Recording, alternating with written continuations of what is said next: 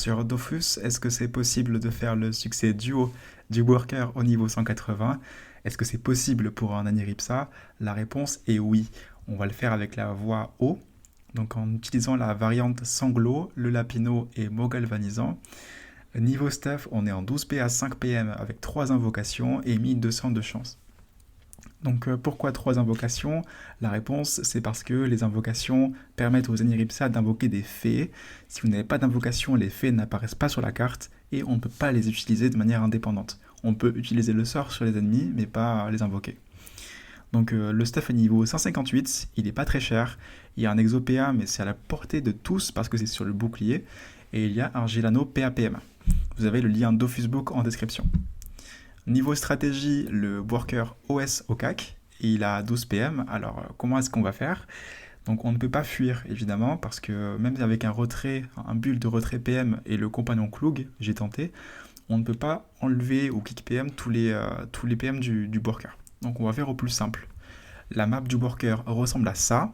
Et nous, on va s'isoler en bas à droite, on va invoquer le Lapino, on va stimu, on va attendre qu'il arrive, et puis après, on va répéter un peu les mêmes actions. Donc, très simplement, on va côté ennemi, on va spam galvanisant tous les tours sur le Lapino, et invoquer un feu follet pour occuper le Boark Feu, qui va être un peu plus loin, mais qui est chiant. Côté Lapino, on va mettre des boucliers sur le baroudeur et le soigner. Et bien sûr, côté baroudeur, on va tacler et on va tanker, c'est tout. Donc il y a 2 points de vigilance sur le combat assez important. La flamèche du Boark-Feu qui a 2 PM et qui peut vous faire très mal. Donc il faudra la surveiller, voire l'occuper avec une fée. Et le Worker qui va détacler un tour sur 3 parce qu'il y a un tour de vide en fait entre l'intervalle de relance et l'effet du sort de tacle du baroudeur. Donc on va faire ça en 3 étapes, 3 steps de danse. Donc, que je vais vous présenter. Donc step 1, on va mettre un feu follet, on va placer l'ennemi à mi-distance du worker. Step 2, on se protège et on se place devant le worker quand il reste un tour de tacle au baroudeur. Et step 3, on va se soigner, on pousse le worker et on se remet à mi-distance. Donc en gros, step 1, step 2, step 3, mi-distance, réception, mi-distance, soin. Rien de compliqué. En vidéo, qu'est-ce que ça donne? C'est ce qu'on va voir.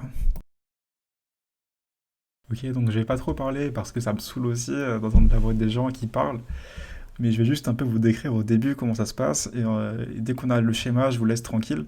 Donc là, ce que je fais, c'est que j'ai commencé le combat, donc je commence en bas à droite, je place un feu follet pour occuper les ennemis, et je mets tout le monde à bas à droite. Donc une fois que c'est fait, il y a le worker qui arrive, mais il n'est pas exactement là où je veux, donc ce que je fais, c'est que je le pousse 2 fois, pour le mettre en face de la petite ouverture entre deux murs. Et je vais aussi lui mettre un petit coup de mot interdit un peu plus tard pour désenvoûter en fait le sacrifice du cyborg. Et une fois que c'est fait, là je tacle, donc je mets en place la routine de base. Ce que je fais tous les tours, entre guillemets, c'est me stimuler. Ou si je suis déjà stimulé, je le fais pas, mais je me stimule une fois et je galvanise le lapino. Et j'oublie jamais de poser un feu follet. Ça, c'est un truc que je fais en premier parce que j'avais tendance à oublier pendant mes first try, mais au final, ça s'est rentré. Et là, on va arriver en fait à un moment donné où voilà, je me suis positionné de façon à être en face du worker. C'est parce qu'en fait, il faut encaisser un coup.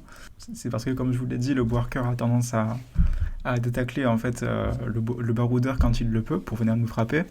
Donc on va encaisser ce coup et évidemment avant de l'encaisser on se protège, donc on met des boucliers et après on peut tout simplement le frapper pour se soigner et puis le replacer contre le baroudeur.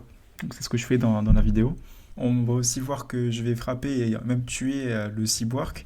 C'est parce que vu qu'il sacrifie le worker, de toute façon c'est inévitable qu'il meure en premier. Donc ce que j'ai fait globalement c'est que dès que je pouvais, soit le frapper 2 fois avec un sort de zone, soit le frapper tout court, je le faisais. Mais l'idée c'est toujours de faire gaffe à là où on frappe, de façon à maximiser les soins sur le baroudeur et sur nous aussi, et de maximiser en fait la frappe. Mais bon, en soi, il y a tellement de marge de manœuvre dans ce duotage, une fois qu'on a on a la danse qui est préparée, qu'au final on fait un peu ce qu'on veut, quoi. On fait un peu ce qu'on veut tant qu'on est dans la danse, et c'est ce qu'on va voir dans la vidéo, c'est-à-dire que voilà, il y a les aléas de l'IA, de l'aléatoire. Souvent, les monstres font pas vraiment ce qu'on veut et il faut s'adapter un petit peu. Donc, j'ai pris des positions un peu différentes de ce que je vous ai montré.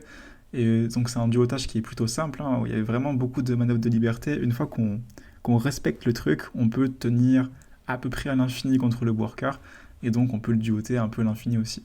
Donc voilà pour ce duotage, je suis sûr qu'il y a des gens qui feront mieux que moi, c'est même, j'en suis convaincu en fait, ils peuvent être très fiers d'eux, et n'hésitez pas à partager vos techniques si vous en avez, je suis toujours preneur, c'est toujours intéressant de voir comment les gens s'y prennent pour duoter des boss un peu compliqués, et voilà, c'est toujours un plaisir en tout cas pour moi.